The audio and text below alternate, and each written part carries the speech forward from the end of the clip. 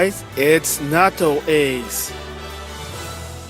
And I hope you guys enjoy my MmGS E3 2019 pre-hype special, whether it's on the main channel, basically showing games that related to future release games of whatever it is they're going to show at E3 or beyond, such as Spider-Man, Marvel Ultimate Alliance, or the Square Enix adventure game, Neptunia games because Super Neptunia RPG coming the end of June, or Trail of Cold Steel because the sequel's coming, well, June, and of course the third sequel coming this fall.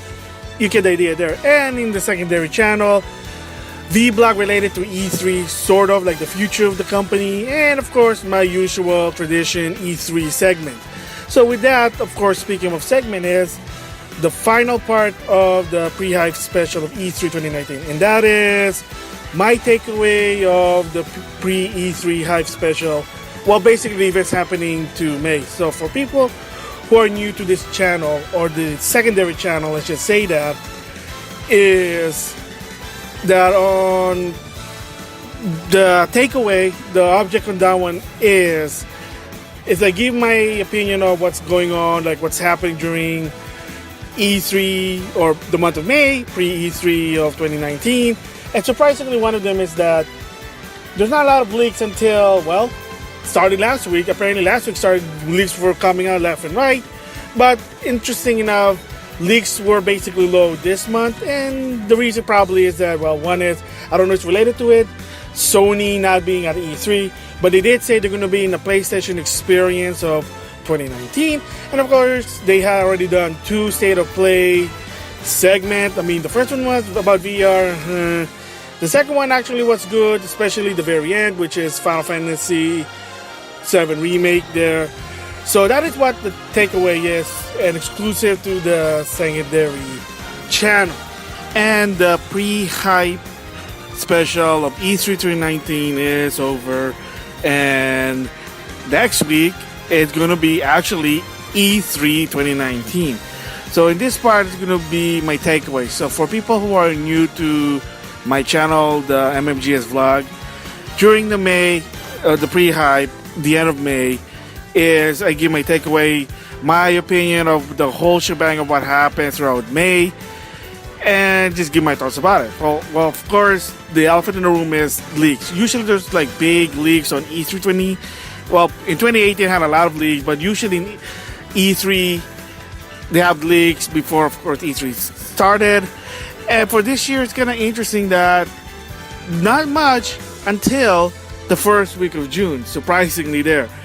So I was watching YouTube, going on the internet, going on Twitter, and I gotta give props to a lot of people, including Spamwave, Shugi Liang, I think that's his Twitter name, and Mario64, and lots of people. And basically, there's a lot of leaks that was confirmed. There was a leak about Darksider spin-off, and it's been confirmed there is a Darksider called Darksider Genesis, a Diablo-style Darksider starting Stripe, another 4 Horsemen. So that's interesting there. Diablo, Darkside, crossover, or mix, makes sense there. And then, of course, Namco Bandai, apparently 3 games have been leaked. Tales of Arise, and apparently this one doesn't even look so anime. It's like the graphic itself looks more realistic, so probably more, well, maybe the same style as Jump Force, how it's like looks realistic, but it's anime-ish. It looks kind of creepy, but we don't know yet. They're apparently, according to Spawnwave, they're using the Unreal Engine, so that's gonna be interesting if that's actually for real. But I think it is for real. It's leaked. Another one is apparently a Dark Soul type game by From Software with Miyazaki, but not. I think it's not the Miyazaki that people think, Studio Ghibli, but what's his name? George R. Martin, which is the guy who created Game of Thrones. There's been rumor about George R. Martin basically teaming up with From Software to a game. This is it. Elden Ring, that's what they call it. So it'll be interesting to see what it is. So, but the biggest one here, and I'm with Spawnwave, is Ni no Kuni Kun, The Wrath of the Witch King Remastered. Yeah, so apparently a current console, PS4, Xbox One, PC version of Ni no Kuni. And that's the first game because it was exclusive to two. The 3DS and the PS3. The 3DS never came out outside of Japan. The PS3 did. And the backstory for that one was, it was the time, it was 2011, 2012. It was a time when JRPG was in an all-time low. A lot of Japanese company didn't want to bring their RPGs because they said it wouldn't sell. It was just a waste of money. A lot of JRPG fans like myself were frustrated. There was Final Fantasy, of course, there's a lot of niche game. And it was also the time that the Neptunia game, believe it or not, was trying to make its name. And unfortunately, Neptunia 1 it was mediocre at best. And then, of course, Mark II, Victory, it was a bit improvement. But, of course, the English dub was kind of stingy. But and it kind of showed that, well, this is what happened to JRPG. They don't sell to a point that even Nintendo, they want to bring out their games for the Wii. Xenoblade Chronicles, The Last Story, Pandora's Tower, until Exit had to publish it for them because they didn't want to waste the money. They were stingy, but that's the whole point about Ni no Kuni, Ratchet of the Witch King. But there you go, remastered. That'll be interesting there. So, what other thing that happened in May that I want to give my thoughts on? Well, Super Mario Maker 2, again, I gave my opinion about the Direct and the report that hands-on. The Direct was cool when they showed the information, and then when the hands-on came out, there was some downsides such as no online with your friends, no amiibo support. Unlock for it's okay, but there was some, and the pre-orders, no pre-orders, bonuses for the US audience. Yeah, that kind of sucked, but and I said before, it's probably because Nintendo of America, the country itself is big. Perry Kaplan used to work for Nintendo, basically said that. That's the reason why Club Nintendo took a long time to go in America, or in the US. Probably I should say that more US than America. I don't know why I just said that, but bottom line is, that was the reason. I think they're still sticking to that one. Alright, so let's move on. Google Stadia. I saw basically their presentation. To tell the truth, it's really not for me. The idea of streaming your games, it's a good alternative, kind of like OnLive or Gaikai, but of course you know what happened to Gaikai. They were bought by Sony, PlayStation Now, and unfortunately PlayStation Now, it still sucks. From what I heard, the streaming sucks. You can download the game, kind of like Game Pass from Microsoft. That is interesting there, different story there. But yeah, that's what Stadia is. My opinion about it, a quick opinion is, it's a good alternative if you're not into the console or you can't buy a really high-end PC, you know, because they cost a lot. They showed the price for Stadia. There is a free version, but there's also like the premium version. It's $130. You get a Chromecast, a expensive controller, and a subscription. And apparently the subscription is $10 a month. I think that makes sense. And then according to Google, there will be a base version, a free version, but that's going to be 2020. Again, whatever, we'll just have to wait and see. They'll be at E3. But my opinion about it, for me, it's not really that good. I have no interest about it.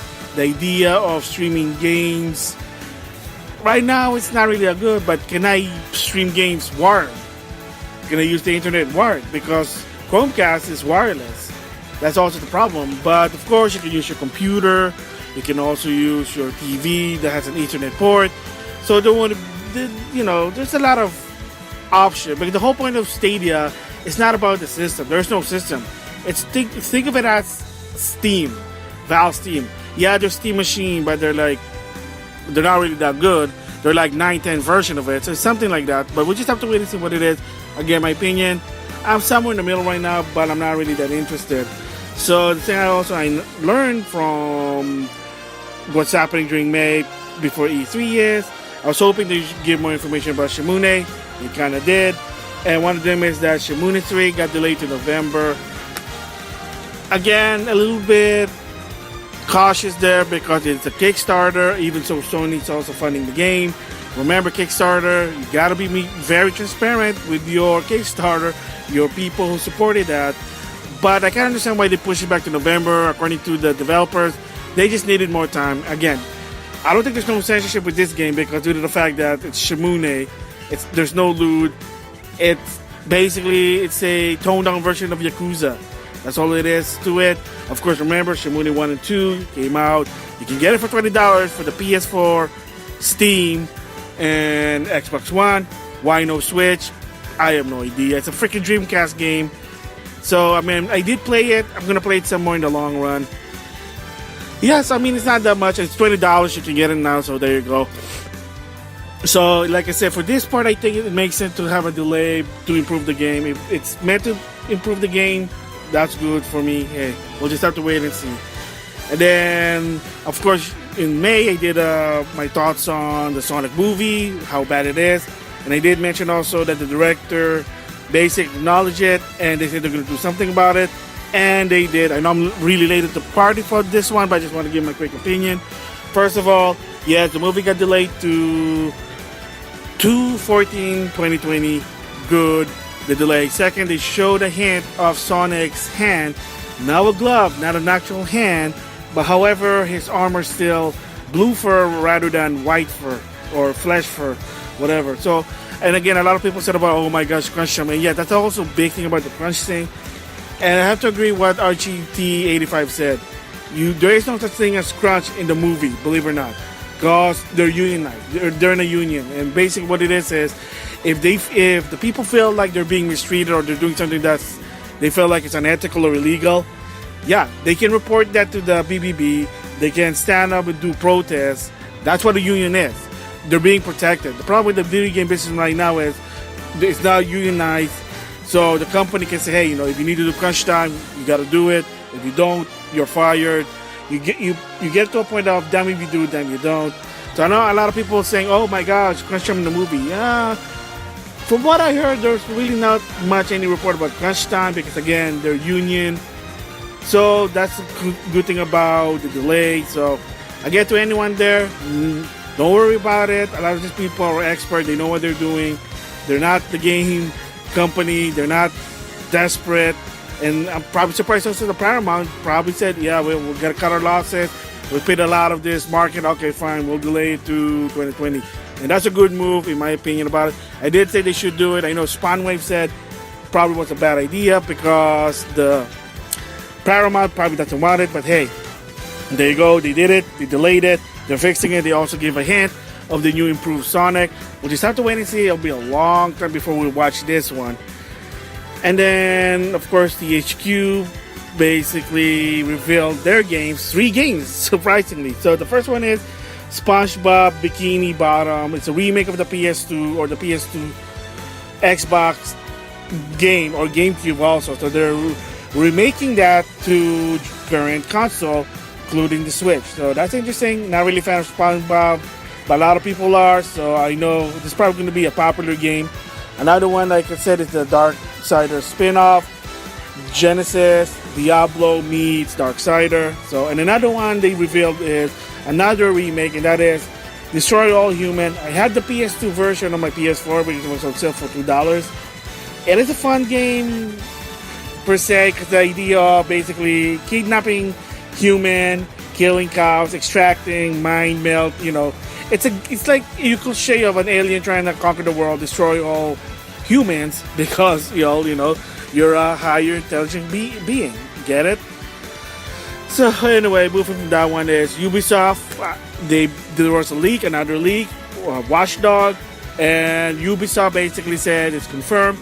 Yes, Watchdog Legion.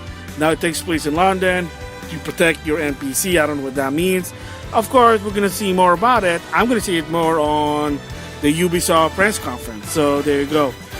And then let's go back to Nintendo again. So I did talk about Super Mario Maker 2, how the good and the bad. One step forward, 2 step back, but it is what it is. It's Nintendo. The update, maybe we'll just have to wait and see. Other thing from what I heard from Nintendo is this is from the financial report. Someone asked, will Nintendo still make first party game on the 3DS? And according to Furukawa, as of right now, or maybe forever, they have no plans of making game for the 3DS. A lot of people basically guess that, yeah, the 3DS is done, and that in the US, Persona Q2 Labyrinth is the final game for the US. So basically, the way I see it is Kirby Extra Epic Yarn is the last game for the 3DS.